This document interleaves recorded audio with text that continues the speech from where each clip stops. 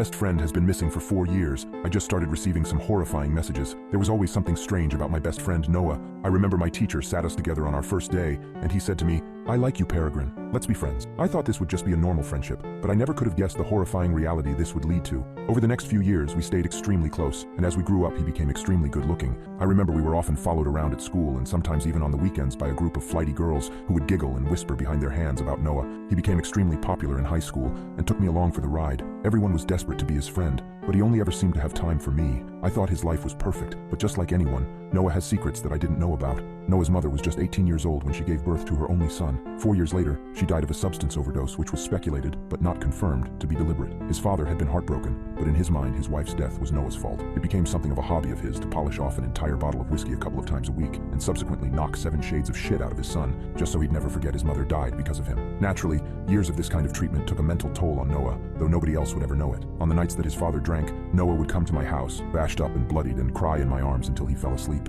Over the years, I begged him several times to tell someone, or to let me tell them. Terrified of what his father would do to him if he was ever found out, Noah refused to go to any kind of authority, and swore me into silence about it as well. We were 18 years old when Noah vanished without a trace. I saw him on a Saturday night. We were at a party and sharing a joint on a bench in the host's backyard. Very casually, he told me he was going away for a bit in the morning. I assumed he meant the holiday, and had told him I hoped he had fun. He'd laughed there, and then surprised me by kissing me full on the lips. "You've been such a good friend to me, Rin," he told me. "I really do love you, mate. I'm gonna miss you." Baffled, I told him I loved him too, that missing me was silly when we'd see each other again very soon. There, he'd just given me a sad smile, checked his phone, and told me he needed to go. Watching him leave that party was the last time I or anybody else saw him. He made it home, but his father, paralytic drunk, passed out on the couch and didn't hear or see his return. When he went to check on him in the morning, he found Noah's room unusually tidy. Most of his belongings were gone, and so was he. No note, no indication of where he'd gone or with whom. Just gone. The police were contacted, of course, but they were entirely unhelpful, stating that they'd put out an announcement that we were looking for him. But ultimately, at 18, Noah was an adult, and he wasn't considered vulnerable. He was well within his rights to leave home and go wherever he damn well pleased without letting anybody know,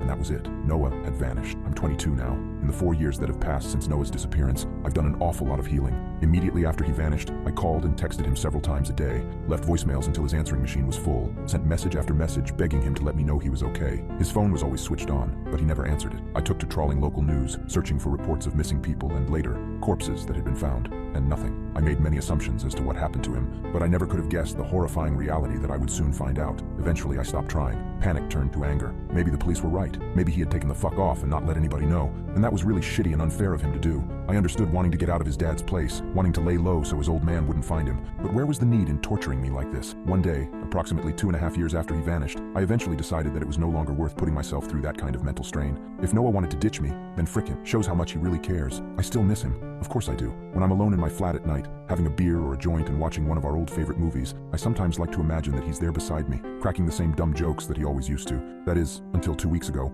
when I started getting some weird text messages. The first came around midnight on the Saturday. It was from an unknown number and contained only the bird emoji, 4 times over. At first I was confused, but wrote it off as some wrong number message. Didn't seem at all malicious or too weird. An hour or so later, however, I got another message that made my blood run cold. "Come on, Tweety Bird, don't tell me you've forgotten our in-jokes already." Noah, ever pleased by my aviary first name, always used to jokingly call me Tweety Bird when we were kids, and it had stuck as an affectionate nickname ever since. A string of bird emoji had become his way of getting my attention via text. Shaken, I replied very quickly saying, "I don't know who the hell this is, but that's not effing funny." I sat there for a few minutes staring at my phone screen until I saw another notification which made my heart drop. The text read, "What do you mean you don't know who it is? It's Silas, you tosspot. I'm sorry for vanishing, I can explain everything." This was sick. Someone was playing some sort of disgusting prank on me. I furiously replied, saying I was going to block the number, but was immediately met with another response. This time it wasn't a text, it was a voice note, a voice that I'd recognize from anywhere. "Now do you believe it's me?" It was Noah. I immediately tried to call the number, but it was rejected after 2 rings, and I received a new text. "Can't answer calls RN. I can explain everything, but not over text. Need to meet you face to face. Weird stuff happening past 4 years. We'll meet you at Old Library on 31st at 11 p.m. I told him I'd be there no matter what. I'm really scared and confused about all of this. I know I said I'd go to the meeting, but I honestly don't know if I should. The voice message was definitely Noah, and the text mannerisms match his, but something feels very wrong about all of this.